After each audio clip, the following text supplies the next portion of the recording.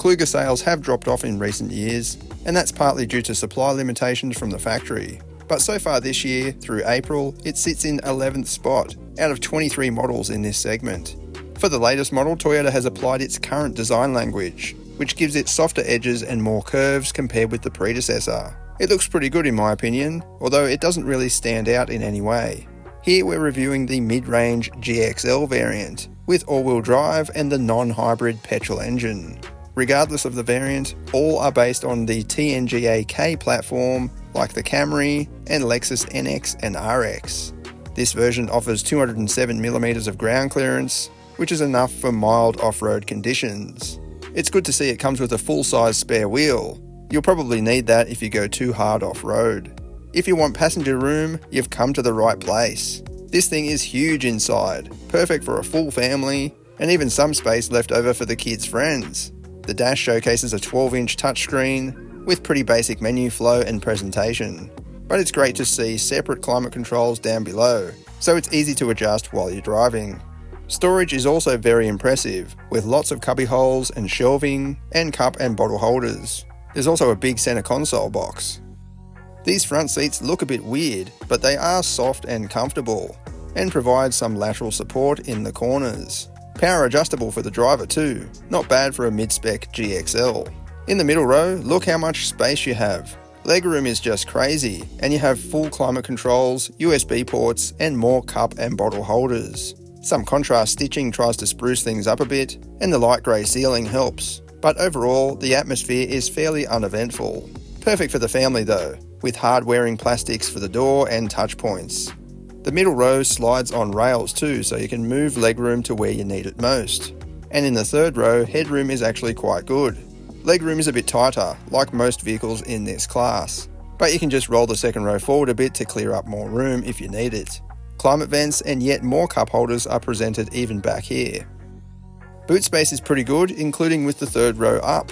There are no pull tabs on the wall to fold down the seats. Instead, you have to reach up to the top of the seat or pull the strap. Neither are a big stretch though, even if you're short. There's a neat spot under the floor for the security blind, so you don't have to leave it at home when you're using the third row. You can use this space for extra storage too. Great for wet swimming gear and whatnot. Under the bonnet we're sampling the relatively new 2.4 turbo petrol 4-cylinder. This engine debuted in Lexus models, and it effectively replaces the roaring V6 petrol. Officially, it is more economical, with the all-wheel drive rated at 8.5 litres per 100 kilometres, compared with 8.9 in the old V6 all-wheel drive. It is a bit down on power, but this offers more torque, available from lower revs. Out on the road, it's a very practical and easy vehicle to drive, as you'd probably expect.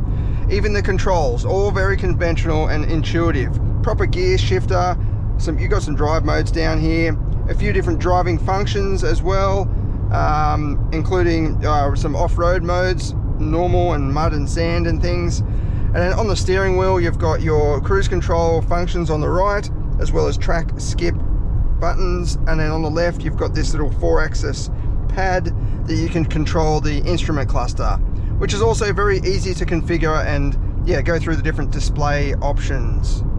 The suspension does feel a little bit soft in my opinion, but most vehicles in this specific category, so this is kind of like a crossover, 7-seater crossover, it's not a hardcore off-road vehicle, they are all pretty soft because they're going to be mainly used to transport the family around. So on country roads like this, the soft suspension can absorb the bumps very easily.